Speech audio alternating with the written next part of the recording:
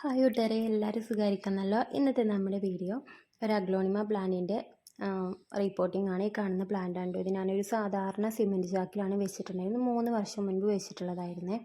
ആ ഒരു സമയത്ത് ഞാൻ ഒരു മൂന്നോ നാലോ പ്ലാന്റ്സാണ് ഞാൻ ആ ഒരു ചാക്കിൽ വെച്ചിട്ടുണ്ടായിരുന്നത്.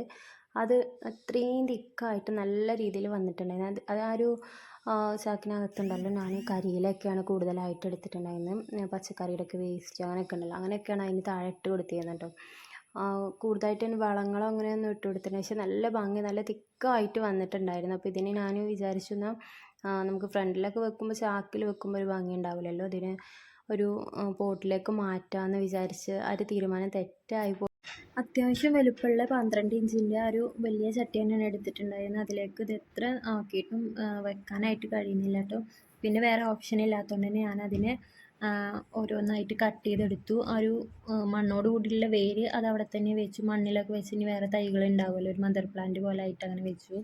പിന്നെ ചെറിയ പ്ലാന്റ്സ് അതിൽ നിന്ന് കട്ട് ചെയ്തിട്ട് മാറ്റി വെച്ചത് വേറെ ഒരു കവറിലൊക്കെ ആയിട്ട് വെച്ച് കൊടുക്കാമെന്ന് കരുതിയിട്ട്.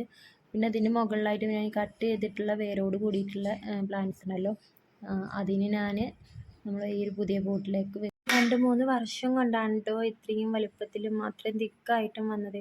ഞാൻ വിചാരിച്ച പോലെ ഈ ഒരു പോട്ടിലേക്ക് മാറ്റാൻ കഴിയാതെ ഇരുന്നത് നല്ല സങ്കടം തോന്നി. എന്തായാലും സാരമില്ല, ദർ ഇസ് എൻ ഹയർ, അൽഹംദുലില്ലാ. ഇതുകൊണ്ട് എന്തെങ്കിലും ഇപ്പോൾ ഞാൻ വിചാരിച്ച പോലെ നടന്നിട്ടില്ലെങ്കിലും എനിക്ക് ഹയർ ആയിട്ടുള്ളത് ഇത് തന്നെ ആവുമെന്ന് ഞാൻ കരുതുന്നു. ഇപ്പോൾ എനിക്കത് വിചാരിച്ച പോലെ അതിലേക്ക് മാറ്റാൻ കഴിഞ്ഞില്ല. കട്ട് ചെയ്യേണ്ടി വന്നു, കുറേ എക്സ്ട്രാ വർക്കുകൾ എടുക്കേണ്ടി വന്നു. അപ്പോൾ അതൊന്നും കുഴപ്പമില്ല. അതുകൊണ്ട് എന്തെങ്കിലും ഒരു കാര്യം ഉണ്ടാവും. നമ്മൾ പല കാര്യങ്ങളും നമുക്കിതുപോലെ വിഷമങ്ങൾ വരുമ്പോൾ ഇങ്ങനെ ചിന്തിച്ചാൽ മതി കേട്ടോ. പിന്നെ അതിൻ്റെ ആദ്യ ബേബി കണ്ടവന് കൂടെ ഉണ്ടാവും കേട്ടോ. എനിക്ക് ഇതുപോലുള്ള കാര്യങ്ങളൊക്കെ ഭയങ്കര ഇഷ്ടമാണ്. എൻ്റെ കൂടെ അങ്ങനെ ഓരോന്നായിട്ട് കൂടും. പിന്നെ ഫൈനലി നമ്മുടെ നമ്മൾ പുതിയ ചട്ടിലേക്ക് മാറ്റി വെച്ചാൽ അതിന് പുതിയ വേരുകളൊക്കെ വന്ന് ഇതുപോലെ ആയിട്ട് 2 മാസം ആയിട്ടുണ്ട് കേട്ടോ ഞാൻ ഇതിലേക്ക് മാറ്റിയിട്ട്. അപ്പം ഇനി അതിന് കുറേ സമയം അങ്ങനെ എടുത്ത് വെച്ചിരിക്കുകയാണ്. ഒന്നും ജസ്റ്റ് വെള്ളം ഒഴിച്ച് കൊടുക്കും മാത്രമേ ചെയ്യാറുള്ളൂ. ഇനി ഇതിലുള്ള 1-2 പ്ലാന്റ് നിൽക്കുന്ന പോലെയല്ല, ഇതുപോലെ നല്ല വലുപ്പത്തിലും അതുപോലെ തിക്കായിട്ട് നിൽക്കുന്ന കാണാനായിട്ട് നല്ല ഭംഗിയുണ്ടോ.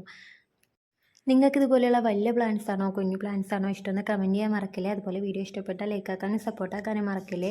പ്ലാന്റ്സ് ഇഷ്ടമുള്ള കൂട്ടുകാർക്ക് ഷെയർ ചെയ്ത് കൊടുക്കണേ.